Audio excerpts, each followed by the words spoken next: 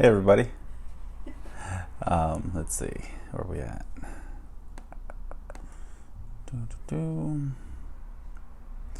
All right. Um, Thank you all. I don't know what I'm saying yet. All right. So this is the first time going live for an actual video on my what do you call it? On the regular Facebook group. Try to see who gets on. Anybody gets on, please like and just post a comment that you're here. All right. So what I'm going to do today, I'm going to talk about having a transplant and the likelihood of getting cancer. Okay. So let's see. We got a few people on. We got about 5 people on. Please, like and leave a comment so we know you're on. All right, so I'm gonna get going.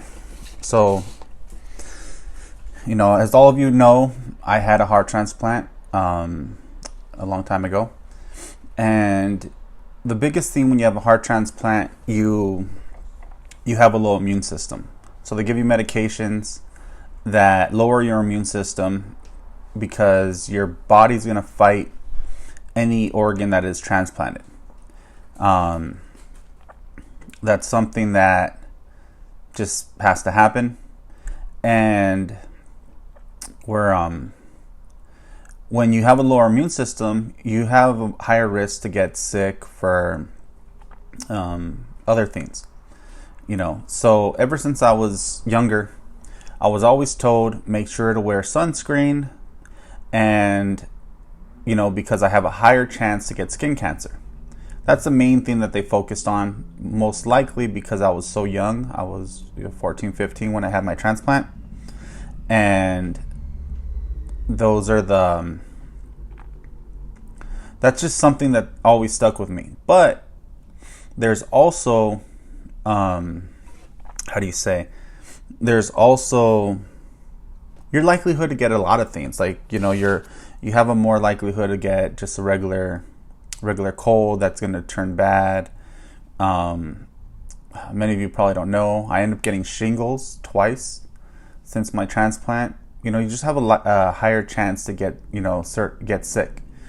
So I never really totally focused on. I always kind of knew it was a higher chance with the cancer, but I never focused on it. It's never been something that I really bothered with too much. Let's see. So that's a big thing with transplant patients. You have a low immune system, and it's something that we all live with as a transplant recipient. So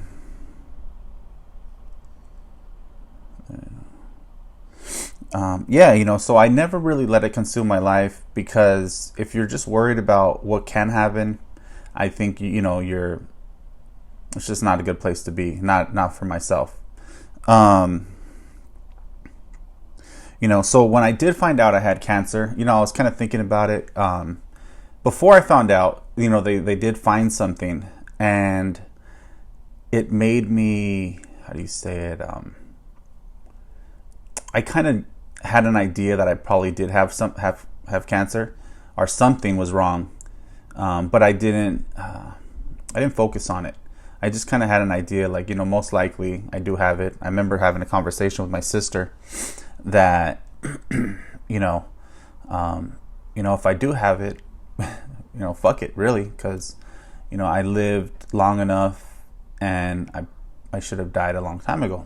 I could have died a long time ago, and, thankfully with, the doctors that I have, and, the medicine that was out at the time, and the Lord, and everything, I was able to survive it. But it's something that you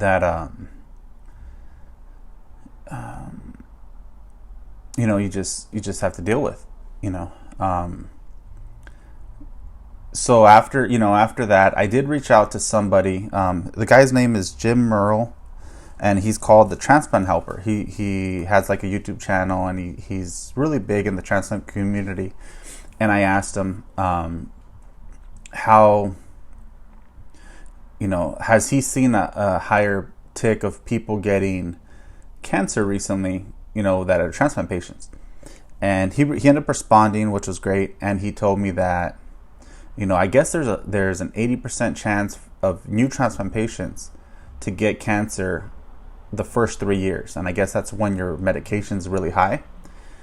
And I would assume it's different from my situation because I was a kid still. I was still, so young. But I would assume older patients have a higher risk. But it might be all. I really don't know the real statistics.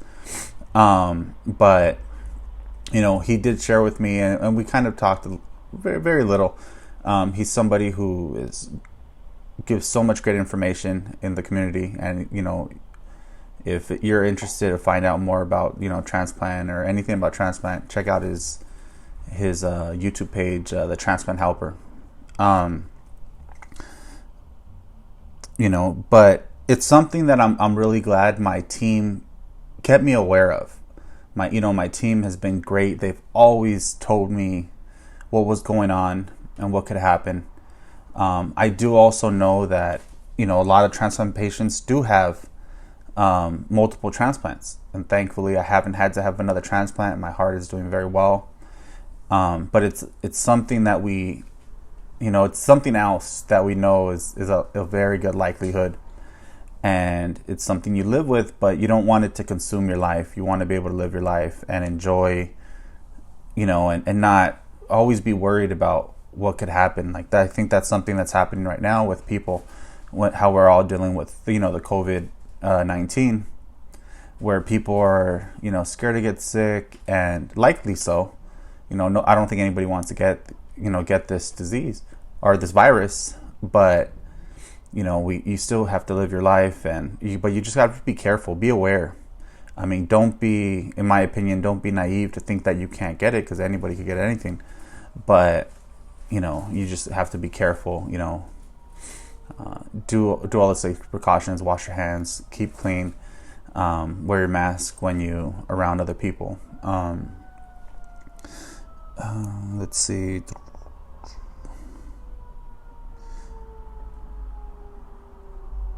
But that's basically the biggest thing, I wanted to talk about is, there is a higher likelihood of getting cancer if you had a transplant, but there's a likelihood of so many other things happening. And, I really want to stress with everybody, you want to live your life. You want to, don't hold yourself back, and really push yourself to do whatever really you're trying to do. That's why I'm sharing these right now. I'm sharing these videos. I don't really have a lot of statistics on this topic itself. I do know that Jim is going to do, we talked and he said it's probably a good time to do another video on this. So I would assume he's going to have one in the near future. And he would have, some numbers probably. I do want to talk about, in the future, I've been talking with a friend of mine. We're going to work on an interview style thing we're going to do where, a good friend of mine, Danny, he reached out and was like, Mike, you're really not being your true self, and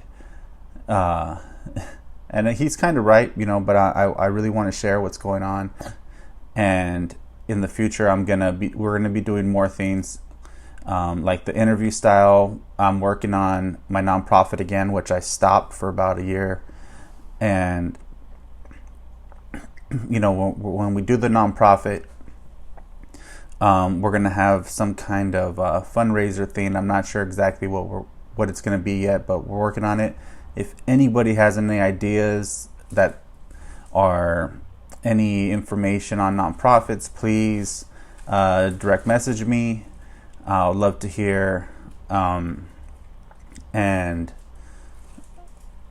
that's basically it. I really want to thank everybody for being on today. And if anybody has any questions or comments, please leave them on the bottom. All right. Talk to you soon.